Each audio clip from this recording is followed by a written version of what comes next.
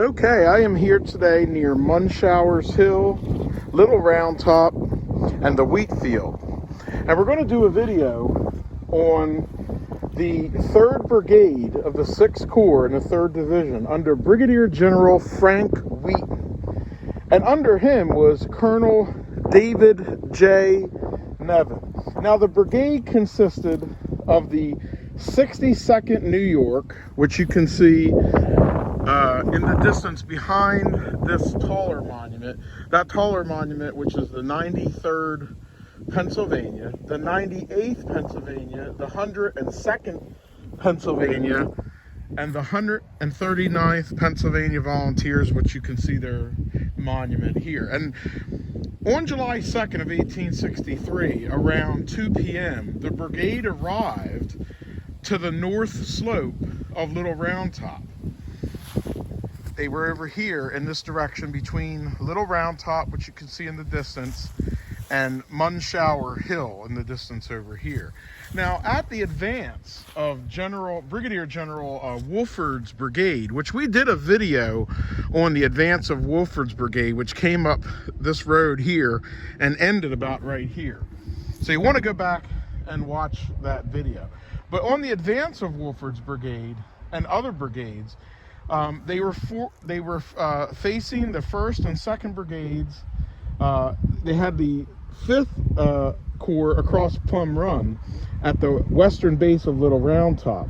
Now, this brigade here under Frank Wheaton checked into the Confederates of General Wolford's brigade, and they pushed them downhill in this direction across Plum Run and Marsh. And this area out here, Plum Run, which comes from Devil's Den, crosses here in this marshy area.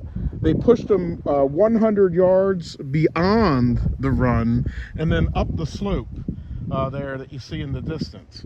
The brigade remained there overnight, and they captured 2 Napoleon guns.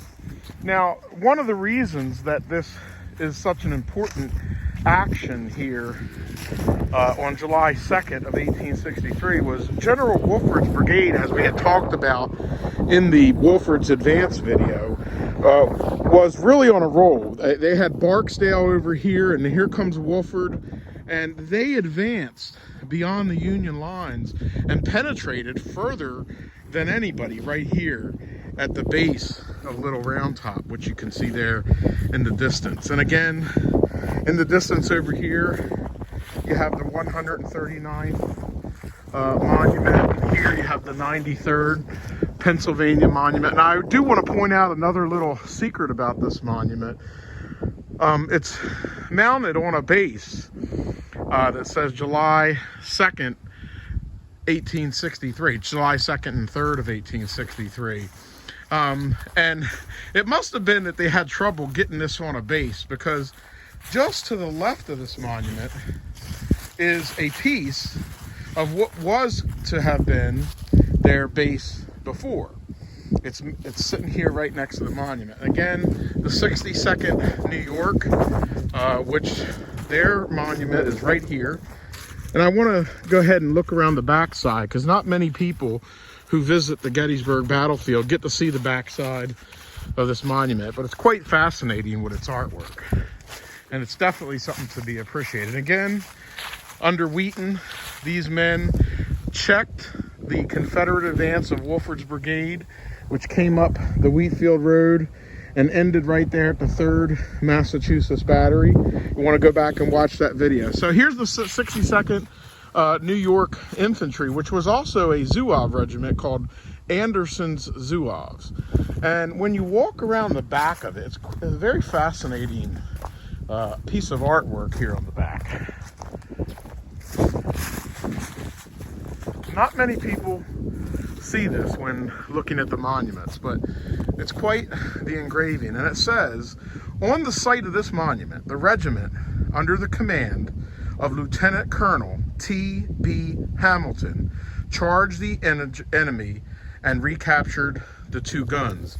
And this depicts what I talked about earlier in my video, that when this brigade under Wheaton charged, they pushed the Confederate soldiers back here along Plum Run Marsh, and then beyond where you see the trees into the heights.